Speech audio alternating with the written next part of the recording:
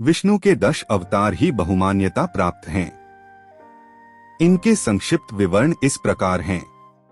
मत्स्यावतार पूर्व कल्प के अंत में ब्रह्मा जी की तंद्रावस्था में उनके मुख से निःसृत वेद को हयग्रीव दैत्य के द्वारा चुरा लेने पर भगवान ने मत्स्यावतार लिया तथा मनु नामक राजा से कहा कि 7वें दिन प्रलयकाल आने पर समस्त बीजों तथा वेदों के साथ नौका पर बैठ जाए। उस समय सप्तर्षि के भी आ जाने पर भगवान ने महामत्स्य के रूप में उस नौका को उन सब के साथ अनंत जलराशि पर तैराते हुए उन सबको बचा लिया। पश्चात हयग्रीव को मारकर वेद वापस ब्रह्मा जी को दे दिया। कूर्मावतार असुरराज बलि के नेतृत्व में असुरों द्वारा देवताओं को परास्त कर शासनच्युत कर देने पर भगवान ने देवताओं को असुरों के साथ मिलकर समुद्र मंथन करने को कहा और जब मंथन के समय मथानी मंदराचल डूबने लगा तो कूर्म कच्छप रूप धारण कर उसे अपनी पीठ पर स्थित कर लिया। इसी मंथन से 14 रत्नों की प्राप्ति हुई। वराहावतार में भगवान विष्णु ने महासागर रसातल में डुबाई गई पृथ्वी का उद्धार किया। वहीं भगवान ने हिरण्याक्ष नामक दैत्य का वध भी किया था।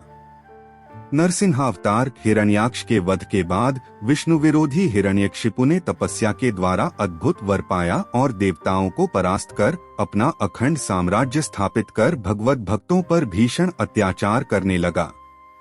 अपने पुत्र प्रहलाद को विष्णु भक्त जानकर उसने उसका विचार बदलने का बहुत प्रयत्न किया लेकिन असफल होकर उसे मार डालना चाहा। तब अपने भक्त प्रहलाद को अनेक तरह से भगवान विष्णु ने बचाया तथा वरदान की शर्त निभाते हुए नरसिंह रूप में आकर हिरण्यकशिपु का वध कर डाला। वामनावतार प्रहलाद के पौत्र विरोचन के पुत्र असुर नरेश बलि द्वारा स्वर्गाधिपत्य प्राप्त कर लेने पर कश्यप जी के परामर्श से माता अदिति के पयोव्रत से प्रसन्न होकर भगवान ने उनके घर जन्म लेकर वामन रूप में बलि की यज्ञशाला में पधारकर 3 पग भूमि मांगी और फिर विराट रूप धारण कर 2 पगों में पृथ्वी स्वर्ग सब नापकर तीसरा पद रखने के लिए बलि द्वारा अपना सिर दिए जाने पर उसे सुतल लोक भेज दिया। परशुराम अवतार अन्यायी क्षत्रियों और विशेषतः है वंश का नाश करने के लिए भगवान ने परशुराम के रूप में अंशावतार ग्रहण किया था। उन्होंने इस पृथ्वी को 21 बार क्षत्रियहीन कर दिया। ये महान पितृभक्त थे। पिता की आज्ञा से इन्होंने अपनी माता का भी वध कर दिया था और पिता के प्रसन्न होकर वर मांगने के लिए कहने पर पुनः माता को जीवित करवा लिया था। अत्याचारी कार्तवीर्य अर्जुन सहस्रार्जुन के 1000 हाथों को इन्होंने युद्ध में काट डाला था और उसके पुत्रों द्वारा जमदग्नि ऋषि परशुराम जी के पिता को बुरी तरह घायल कर हत्या कर देने पर इन्होंने अत्यंत क्रोधित होकर उन सब का वध करके 21 बार पृथ्वी को क्षत्रियहीन करके उनके रक्त से समंत पंचक क्षेत्र में 5 कुंड भर दिए थे। फिर यज्ञ करके सारी पृथ्वी कश्यप जी को देकर महेंद्र पर्वत पर चले गए। रामावतार इस विश्वविश्रुत अवतार में भगवान ने महर्षि पुलस्त्य जी के पौत्र एवं मुनिवर विश्रवा के पुत्र रावण जो कुयोगवश राक्षस हुआ के द्वारा सीता का हरण कर लेने से वानर जातियों की सहायता से अनुचरों सहित रावण का वध करके आर्यावर्त को अन्यायी राक्षसों से मुक्त किया तथा आदर्श राज्य की स्थापना की। यह विशेष ध्यातव्य है कि मानव मात्र की प्रेरणा के लिए उच्चतम आदर्श स्थापना का यह कार्य उन्होंने पूरी तरह मनुष्य भाव से किया। राम कथा के लिए सर्वाधिक प्रमाणभूत एवं आधार ग्रंथ वाल्मीकि रामायण में राम का चरित्र समर्थ मानव रूप में ही चित्रित है। युद्धादि के समापन के बाद जब सभी देवता उन्हें ब्रह्मा मानकर उनकी स्तुति करते हैं तब भी वे कहते हैं कि आत्मानं मानुषं मन्ये राम दशरथात्मजम् सोह यश्च यतश्चाह भगवांस्तद ब्रवीतु में अर्थात मैं तो अपने को दशरथ पुत्र मनुष्य राम ही मानता हूँ। मैं जो हूँ और जहाँ से आया हूँ हे भगवान ब्रह्मा वह सब आप ही मुझे बताइए। तब ब्रह्मा जी उन्हें सब बताते हैं। लीला के लिए ही सही पर पूरी तरह मनुष्यता का यह आदर्श अनुपम है और जो प्रेरणा इससे मिलती है वह स्वयं को हर समय सर्वशक्तिमान परात्पर ब्रह्मा मानते हुए लीला करने से जैसा कि बाद की रामायणों में वर्णित है कभी नहीं मिल सकती है। कृष्णावतार इस अवतार में भगवान ने देवकी और वसुदेव के घर जन्म लिया था। उनका लालन पालन यशोदा और नंद ने किया था। इस अवतार में भगवान ने विशिष्ट लीलाओं द्वारा सबको चकित करते हुए दुराचारी कंस का वध किया और विख्यात महाभारत युद्ध में गीता उपदेश द्वारा अर्जुन को युद्ध हेतु तत्पर करके विभिन्न विषम उपायों का भी सहारा लेकर कौरवों के विध्वंस के बहाने पृथ्वी के लिए भारस्वरूप प्रायः समस्त राजाओं को ससैन्य नष्ट करवा दिया। यहाँ तक कि उनके बतलाए आदर्शों की अवहेलना कर मद्यपान में रमने वाले यदुवंश का भी विनाश करवा दिया।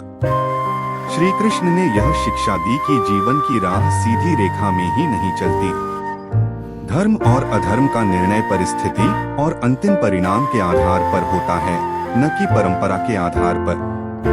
श्री कृष्ण की बहुत सी लीलाएं अनुकरणीय नहीं, चिंतन के योग्य हैं। राम का चरित्र अनुकरण के योग्य है। राम के चरित्र का अनुकरण करके कृष्ण चरित्र को समझ सके, इसी में ज्ञान की सार्थकता है। कृष्ण चरित्र का वर्णन अनेक पुराणों में है, परंतु महाभारत के अंतर्गत आए अंशों के अतिरिक्त शेष बाल लीला एवं अन्य लीलाओं का प्राचीन रूप हरिवंश पुराण में है। उसके बाद का रूप विष्णु पुराण में तथा सर्वथा परिष्कृत रूप श्रीमद्भागवत पुराण के पूरे दशम स्कंध में है। वेंकटेश्वर, जब भगवान शिव ने भगवान विष्णु के पुत्र कामदेव को भस्म कर दिया था, तब उनकी राख से एक असुर उत्पन्न हुआ जिसका नाम था भंडासुर। भंडासुर ने कई असुरों को अपने एक विशेष अस्त्र से जगाया। माता ललिता को मारने के लिए भंडासुर ने हिरण्यकशिपु और हिरण्याक्ष को अपने अस्त्र से जगाया।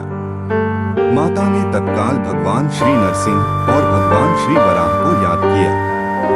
सबसे पहले वराह ने हिरण्याक्ष को मार डाला, किंतु हिरण्यकशिपु के वध के लिए चौखट नहीं मिल रही थी। गोधूली बेला आरंभ हुई। इस पर श्री गणेश ने देवशिल्पी भगवान विश्वकर्मा को याद किया और उन्हें एक चौखट बनाने का आदेश दिया। इस पर विश्वकर्मा ने एक चौखट बना दी। भगवान श्री नरसिंह हिरण्यकशिपु को चौखट पर ले गए और वहां उन्होंने हिरण्यकशिपु को अपने घुटनों पर रखकर गोधूली बेला में अपने नाखूनों से उसका पेट फाड़ डाला। हिरण्यकशिपु के वध के बाद माता ललिता ने कहा कि इस चौखट पर भगवान विष्णु पुनः अवतार लेंगे। यहाँ उन्हें तिरुपति बालाजी या वेंकटेश्वर के नाम से पूजा जाएगा। कल की अवतार यह भविष्य का अवतार है। कलयुग का अंत समीप आ जाने पर जब अनाचार बहुत बढ़ जाएगा और राजा लोग लुटेरे हो जाएंगे, तब संभल नामक ग्राम के विष्णुयश नामक ब्राह्मण के घर भगवान का कल की अवतार होगा।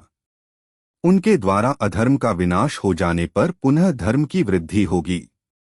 धर्म की वृद्धि होना ही सत्ययुग कृतयुग का आना है।